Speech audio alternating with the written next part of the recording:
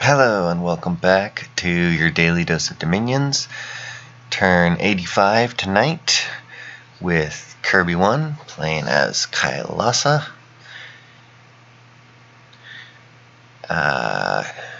Monolith Krishna. Turn 85 is a very important turn in terms of how it affects the rest of the game, and it's really all because of this. But before we go to the strategic map, like I usually do at this point in the game, we're going to instead take a look at the battles here, and if any of them are relatively big or significant battles based on what I remember after I see the battle report, we'll watch those. And so let's get to it. I get some gold. Not a lot of fire gems. Got a Yaksha, because I really need more of those. And a Yogi punched an assassin in the face. Good job. Helheim. This is just a bunch of AI not succeeding, and I convert a griffin to my cause. Let's see. We were beaten by Airmore here. This was either me trying to counter raid, or I don't think it was breaking a siege. Maybe it was breaking a siege actually, but yeah, it did not work out for me. No, because I'm attacking him, so it's counter raiding. Let's see. World's Teeth. Sieging Force has been beaten. Yeah, Woodland Spirits. I didn't get to that. Okay, so Woodland Spirits, last turn I said I would get to that. They're basically a nature gem dump. I think you get about 5 of them per cast. And they have Awe, so that sort of works with my whole theme of Kailasa and units having Awe. And they do have regeneration, which is cool, but only 10 hit points, so yeah, meh. And they have ethereal. Otherwise, their stats are basically human stats with higher magic resistance and 0 protection. And they have a steel strength attack, which does weakness, but pretty low damage. Magic damage, though, so there's that. And they have homesickness. But they're units, they're not commanders like the Naiad is. So the homesickness only affects them if you take them and put them in an army and then leave somewhere. So they're stealthy, homesickness, recuperating, low hit points, regeneration, and Awe, ethereal. They're really weird in how their abilities sort of stack with each other, but don't sort of complement each other. So and they're just units, so you can't really give them like equipment. Like you can give a Naiad, armor and stuff like that. You can give a Naiad a sword or something.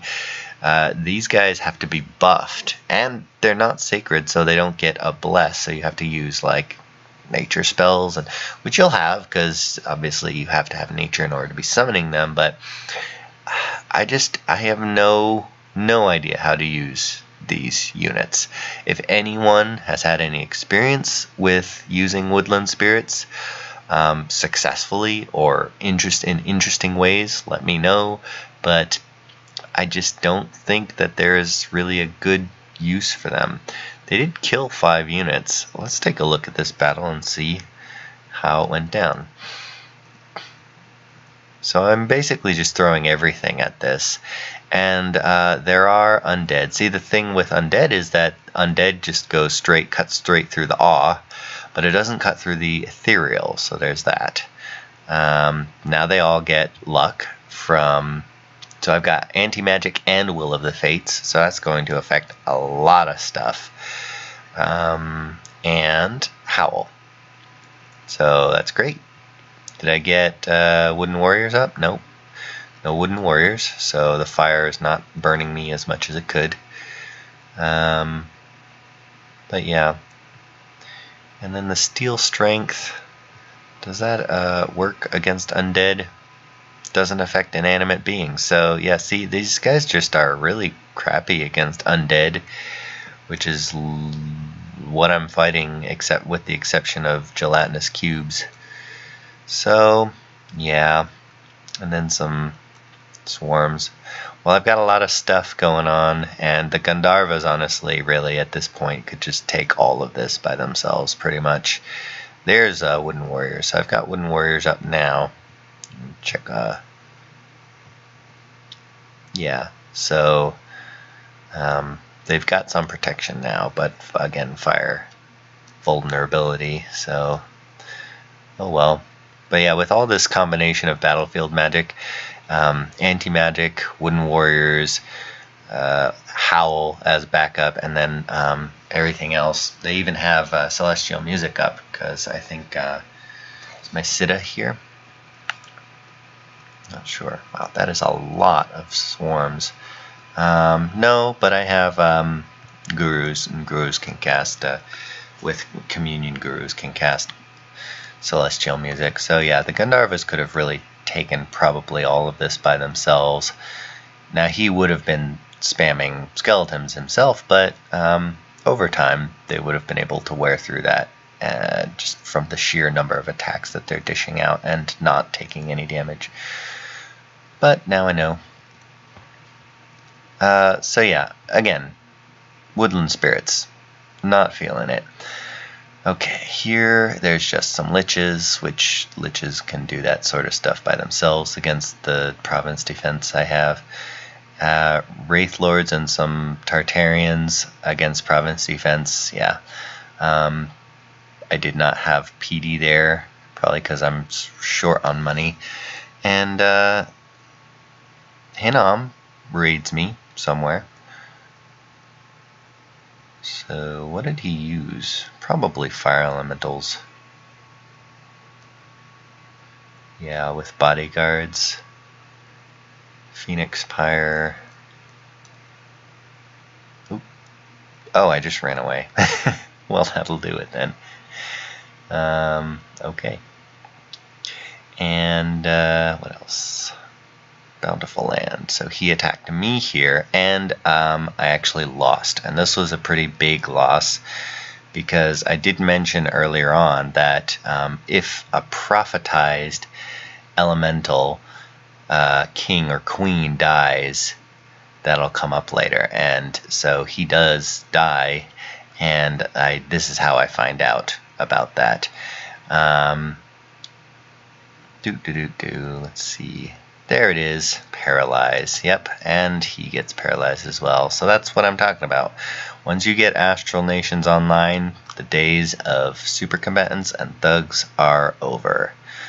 So they die. That is sad. I counter raid here, and I counter raid here, and I counter raid here. And I lose a lot of guys here, but I succeed in punching through these two Wraith Lords and their skelly spams. What else? So we're under siege again in Klon, this fort on the throne that I just took. And we're trying to wear down the unrest in these provinces. Now, the reason why this message is so important is because Tianchi says, Ermor and Kailasa, stop fighting. We need to fight Hinam. So, I agree with this sentiment, and after a long and relatively fruitless war, with the one exception of this, and being able to hold all of my forts against him, I decide that it's enough, and I could keep doing this, but over time, Hinam will just win if left unchecked, in my opinion, because all of these globals are still up, all of them. Now, Gift of Health did overcast one of, I believe, Hinam's globals. Oh, it overcast Earthblood Deepwell. So that's a bonus. But other than that, he's just been feeding off of these. So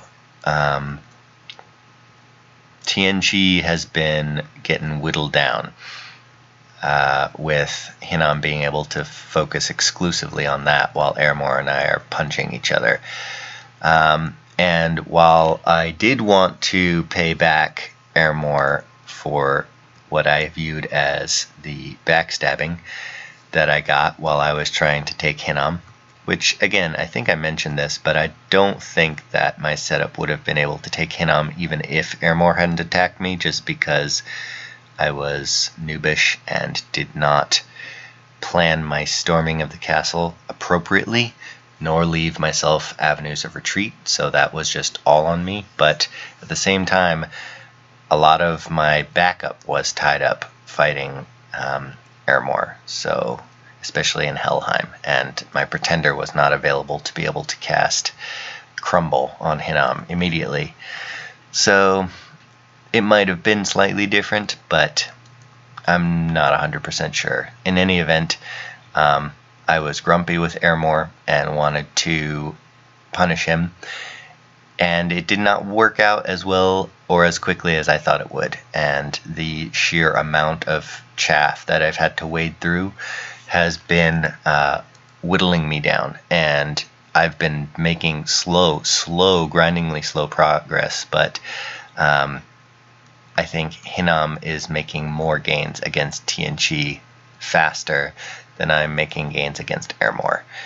And so I essentially, at this point, what happens is the diplomacy is going to stop showing up in messages in-game a lot more, because I find Airmore on Discord and we talk that way, because that way this turn, what you're seeing now, the movements, are the resolution after a whole night of diplomacy with Airmore, saying what can we do and what can we exchange in order to determine how this war ends, and we both go against Hinam.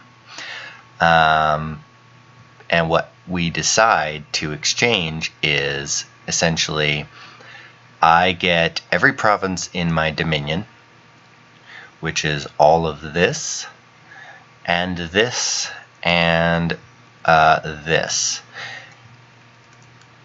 And I get to keep what I have taken, which is this.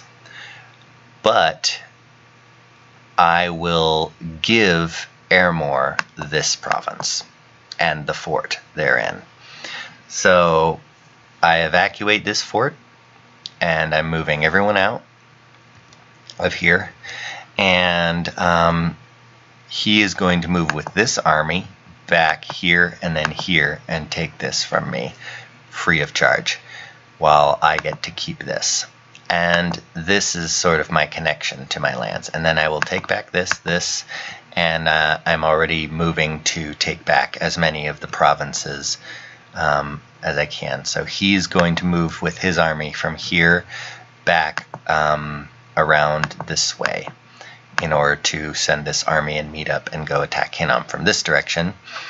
And I'm going to take these back. So that is the agreement that we reach between myself and Airmore.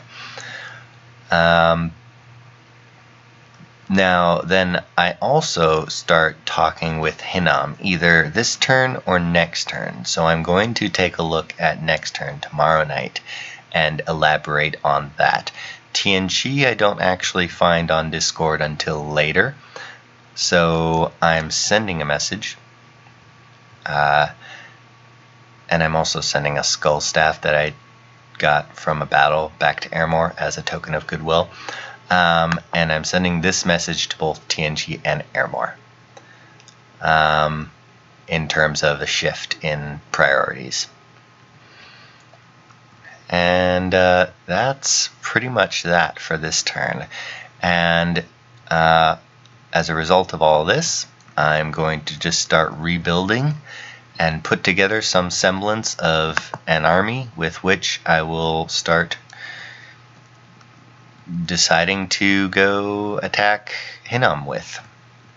And we'll see what direction that goes. Let's take a look at research real quick and see where I'm at right now.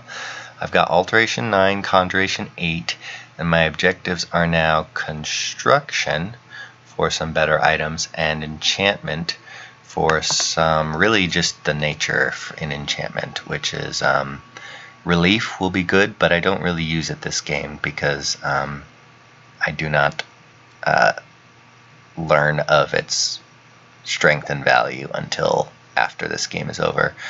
But I want to eventually get up to mass regeneration. What else comes in 6? Oh, the domes. There's a bunch of dome spells that I could use also to defend against all those diseases that are hitting my capitals, which are crippling my economy, really. And then, yeah, that's pretty much it. Grip of Winter, no. Heat from Hell, meh. Yeah, I wouldn't really use a whole lot of this other stuff.